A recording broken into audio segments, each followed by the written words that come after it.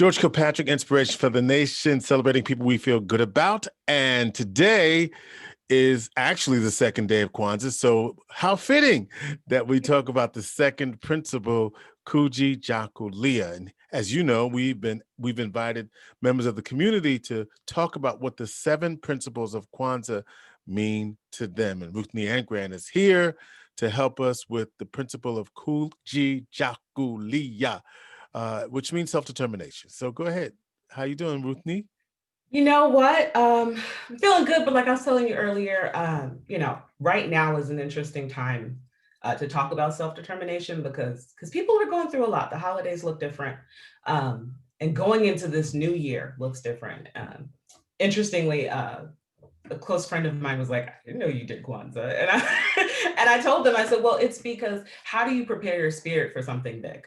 You know, Right. every new year, every new solstice is an opportunity for something big. How do Yeah. you prepare your spirit for that turnover if you don't spend some time meditating on just the Mm, foundational principles of what keeps you grounded throughout the year?" So okay. So what does Kujichagulia mean to you going forward, and what are you hoping to manifest for yourself through this principle in 2021 and in the community? two things. One, um, I wouldn't be here without that principle of self-determination. I'm Mm, Haitian. And okay. I say it every opportunity I get. Sometimes people see the brown girl, the black girl, they be like, "Hey girl." But I carry something else with that, Uh-huh. Uh-huh. where I come from, um, a group of African slaves mixed with Taino natives who have been wiped out by Columbus were determined to change their condition. Mm-hmm. And they took no easements in that determination. Right. And the thing about self-determination is you have to keep feeding it. It's like a shower, it's like a workout, you have to keep feeding it. Um, a mentor of mine gave me this gift once. It's an hourglass. And I'm a real cool girl, but at work, I tend to be a little type A in my work in the community and my work with people. And I always think of the hourglass as like, oh, time is running. I gotta go. I gotta go. And she gave me a different perspective. She said, "This is not how much time you have to impact something with your life. Change your perspective. If you were in this hourglass, think of this as God's blessing coming down. Your only job is to ask yourself, what can I do today to capture some of this sand as much as I can with this sand?" Mm-hmm. It's not about, I got to do it before the sand runs out. It's when the day starts, those blessings start coming down. And what do I do with my life throughout the day to capture as much of that sand and put it in my pocket, put it in my life, put it in my bank account, put it in my safe as I can? And if you wake up every morning with that perspective, every time you see this, you're not going to feel pressure. You're going to see opportunity and you're just going to be excited about like, oh, those blessings are coming down. Let me go get as much of them as I can Right. and stow them away. And that's what I want community members to see and get in their spirit for 2021. It does not matter how hard or terrible things are.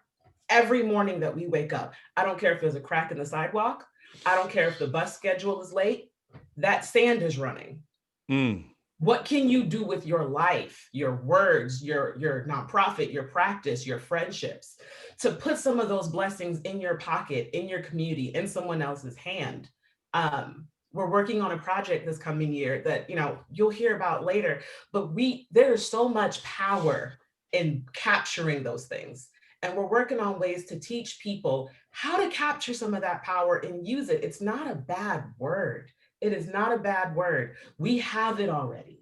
Black women have been saving people for generations. We have families that we want to start pouring that power into. How do we take your story?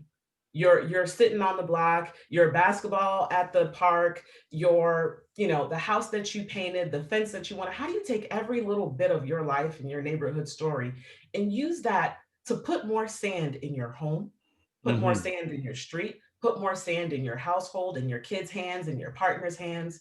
Because that, if you wake up every morning and you think, how do I capture more and more of that and bring it home? That's power. And that's what should drive us every day. When Kujichagulia. January 1st hits, I need people to snap out of it once they wake up and start getting some sand, start capturing some of that. So to define ourselves, name ourselves, create for ourselves, and speak for ourselves. And you're saying January 3rd, you want people to do more of that. And January 1st, you want people to do more of that in their life through that principle so that they can capture more of the time that they have. Am I understanding that right? No, Oh, no. I have a strong faith. I really believe that God's blessings rain down every day, every uh-huh. second, every minute. What can you do in your life to capture those blessings? Ooh, that's coming right. While you're sleeping. Passive income is nothing but capturing blessings while you sleep. Mm, Active mm, income is nothing but capturing blessings when you clock in. But you mm. can capture blessings at the bus stop. You can capture blessings in your lunch conversations. What can you do at every second of every day to capture those blessings? That are That raining is, down. and when you wake up with that kind of drive, that is self-determination. Ruthnie Angrand. Ruthnie, what is your title, please? I'm the founder of Communication in Mind, and I'm also the communications and marketing director for the city of Syracuse. Yeah, communication of mind. Thank you. Because when I sent that email, there was a lot of M's. She knows what I mean. Like there's a lot of M's in there. I was like, wow, do I have that right?